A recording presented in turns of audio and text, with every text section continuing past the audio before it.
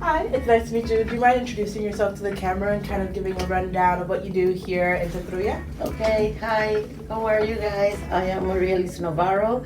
I am the owner of Tumbao58. Now we started Centro Villas, and I am one of the kiosk owners with Tumbao58.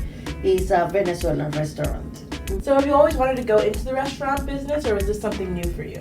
I was working from home since 3-4 years ago, doing catering, selling food for my Venezuelan community. But to run a real business in the world in Cleveland, this is new for me. So I'm learning a little bit of everything.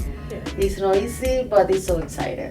That's great. So what did you do before Tumbao? What did that look like for you, like background-wise? Oh, my background in my country was working in American corporate for 20 years in Johnson & Johnson first, then Colgate-Palmolive. Then I moved to United States almost 8 years ago. So in that time I wanted to start work in American corporates again, but my English, it wasn't good at that time. So I needed to reinvent me, and I started to work in pharmacy schools in the cafeterias, because I said, okay, you need to do something else. You need to start to thinking, what are you going to do in the next years? So one of my passion is to cook. So I started to, first learn English. And I was so excited because I work with women like me, grandmas, and it was a very familiar environment. So they helped me. They helped me to improve my English, be part of my new life, here in the United States. Right, that's amazing. So I'm glad you brought up community. How do you feel that interacting with other Hispanic community and just the Cleveland community at large, how has that really shaped your experience making Tumbao and kind of feeling like at home here? Yeah, it's very good question, because I don't know, it's not easy when you emigrate because you are in your country and this is your life and everybody's like you. So since when you need to move to another country, you need to start to learn from another countries,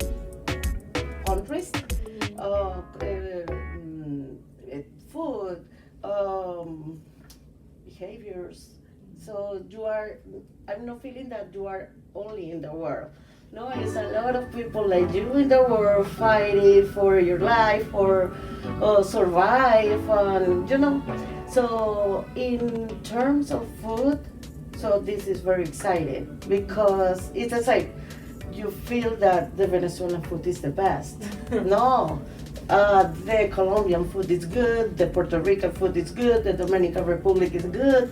So I think every country has their secret, their own flavor. So it's no competition, but it's like I want to share the Venezuelan food too, because it's an opportunity for me, because Cleveland doesn't have any option. So now Tumbao is there for them.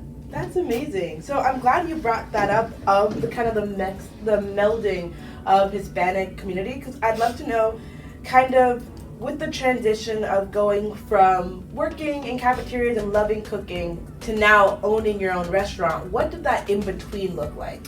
So that part is it was key in the whole process, because the bills never stops. Mm-hmm. So you need to prepare yourself to the next steps. So I hold my own life, everything, to be ready. So to participate in entrepreneurs programs. So that it was the time. It was like a year to be ready, to write down in a list all the things that I need to do for the next step. So it's not easy. in terms of the money, because the bills never stop, like I said. So, but you need to save money to the next step. But you need to have the time. It's very important to learn because it's a new system. To do business is not the same to do business in your country than the United States or Puerto Rico or Colombia. Every single country has their own rules, you know. So you need to be ready for that. Great. So with the getting enough money, creating the business, kind of having those steps in place, where did HFLA come into that? HFLA was, you know, it was the light there in the end of the tunnel. Just because, like I said, all my money that I saved, I 3 years ago I saved money, but I had the opportunity to buy a house. So our savings, family savings, went to the house that we needed because my kids were growing. So I needed to start again, to work again, between my work and the food in my house. So that year that was working just with the food, I needed to pay all my bills that my work covered that. So that transition I needed to explain to HFLA, and thank God they understand me, the process I went through. So they believe me. They check all my accounts. And on the interview, everything was It like melded together. Together, and they understand me because for being an entrepreneur it's not easy. So thanks God that we have a HFLA, maybe another organization, but thanks God I was lucky to have working with them, and everybody was amazing there, to be honest. I'm glad to hear that. Okay, so then now that you've started Tumbao, like what's been your favorite memory that you've had, whether it was in the creating process or when you guys finally opened to now that you guys kind of have the wheels in motion? I think just trying to think, because everything was excited. So when you are achieving every step, so you are saying that it's becoming to reality, you know. So it's scary, but at the same time it's excited. So when you see, I need to open. So all the process I think is very excited. Now that we open, you need to study all your menu, what is running better, what is you know, where or in what products are you making the money to pay your bills, to grow, you know. But I think everything everything is very exciting. Everything is give you the mature to feel that you are running finally your business in the campo, in the real, the field? In the field. So that's amazing. I mean, it's a good thing that you love the whole thing. I mean, it'd be hard to run a restaurant not loving what you're doing. So. And the part, of course, I think manage people, you know, is not easy too. So you need to separate that you are the boss, they are not your friends now. So, and every 2 weeks, we sit down and talk about what we can do better or what mistake we made. So just to figure it out what we can do better. But I remember the first meeting, they wanted to make jokes. I said, no, this is now. We are in the business meeting, so we need to take this very seriously. So but you need to have limits now. Right, it's a balance. It's a balance, yeah, definitely. Thank you. So, what has been the community's response to Centrovia? Like, what have you seen, like, the people within this neighborhood, the Hispanic community at large? Like, how have you seen the reaction to Centrovia be? Their reaction are they are like very exciting, very interesting, you know, to have a place, only Latin place to discover our tradition, our food, you know. So it's very fun because the people walk around and they said, I'm not gonna eat today here, I'm gonna eat Salvador, Mexican, but the next time I'm gonna be here. So but it's a good you I said you don't be sorry. You have we are gonna be here for a while, so you just take your time and prove it everything. So just enjoy the environment. We made this building for you, so enjoy it. But all the people, I'm seeing the people very happy with Centro Villa. Well, I know that you mentioned earlier that like because now that you're here, you see people now being able to try Venezuelan food where there was a hole there. What other changes do you hope to see happen in Centro Villa? Like, what new opportunities do you want to see Centro Villa bring within like the next couple of years of them existing? The opportunity are a lot of opportunity that we are seeing. We are talking. For example, one of them is like try to engage our traditions and during the year share with all the American, Latino, all the community. You know, the Venezuela independence, Mexico independence. So our main tradition share with everybody, and they are going to start to know better about us. Right. You know, our costume, our food. It's not only food. It's everybody. It's everything. Right. You know.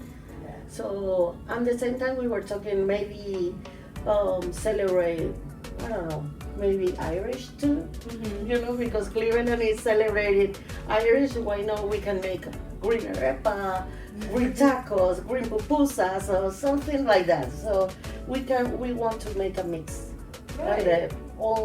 and celebrate too. Why not? That's amazing. I love the thought of like bringing in multiple cultures because that's really what Centro Villa is. Like, it's the melting of cultures and kind of seeing like what outside sources can we also bring in. That's amazing. I love that. So kind of talking about now Cleveland as a whole, obviously we've seen a lot of political changes with immigration and with the new political administration, both nationally and locally. So I just kind of want to get like your thoughts as a business owner in a Hispanic kind of building a community. Like, what are your thoughts on like what's going on right now in the current administration? You know, I think I had enough in Venezuela because you know Venezuela is having like 25 years through very sad political situation and economy. So I just want to learn for all the processes that I don't know why God sent us this just to take the message and learn. So since I exit from Venezuela, I don't wanna be involved in any political immigration. I just want to be happy and share our traditions, so since we are here. So I don't know, to be honest, this administration, last administration, I just wanted to work taking advantage of all the opportunities that this country has, you know, for everybody. But then I wanted to know also like what do you think the community at large should do more to support Hispanic communities, Hispanic individuals, companies, organizations? Yeah.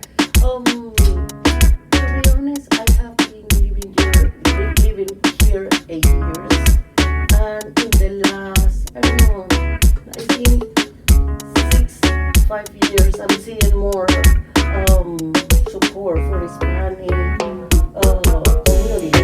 So since I'm looking for information for my business, a lot of community, a lot of companies like HBC, Jumpstore, so they are open to receive us and share with us information about business or whatever another career that somebody wants to develop, like a construction, paint, electrician, you know. So I am seeing that more support for Hispanic recently. Yes. That's amazing. Kind of seeing the transition of like Yeah, how I think they are. So we are like raising our boys, and they are seeing that we have the strength the strength. Yeah. to be part of this community too. So to help to develop this country in the best way possible.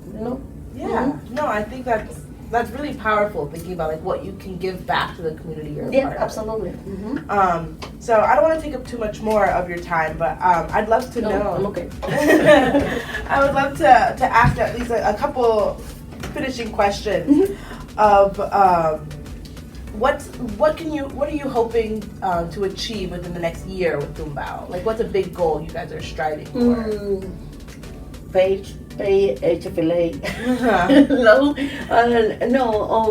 Just taking advantage of this opportunity to grow Tumbao to the big next step.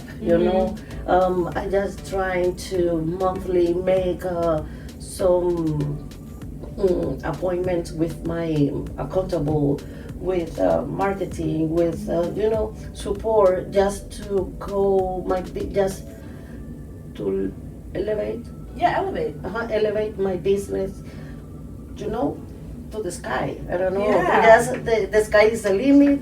So I'm doing. I think if I spend like 3-4 years from my home, just study the system, everything. I don't wanna, I don't wanna give up. Right. I just going up.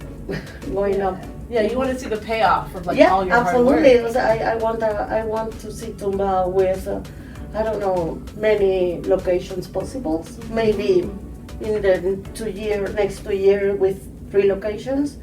But I want to keep Tumbao like a little business, like the kiosk, a little bigger. But I don't know if I can explain. O sea, como un poco más, como 3 locaciones, como el kiosco, pero que sean, ¿sabes? Sí, lo entiendo. Como quieres que ver que son kiosks, pero en diferentes espacios para que diferentes comunidades pueden tener la oportunidad de disfrutar. So yeah, you entiendo completamente. Okay. Do you imagine that Tumbao will end up becoming its own standalone restaurant? Do you kind of imagine it continuing with kiosks that are pop-ups? I love a Starbucks concept, not coffee shop, but the size of the business. It's not like a big restaurant like Panera, but something like a Starbucks size. Something like that. Kind of like a tea. Yes. Like a coffee shop, but no coffee shop. No, because I'm not expert coffee, but I am expert in food, burgers, arepas, some fast casual, maybe like Chipotle, but like the Starbucks size. Yeah, I kind of like the fast casual. Yes. That's a good way to put it. Yep.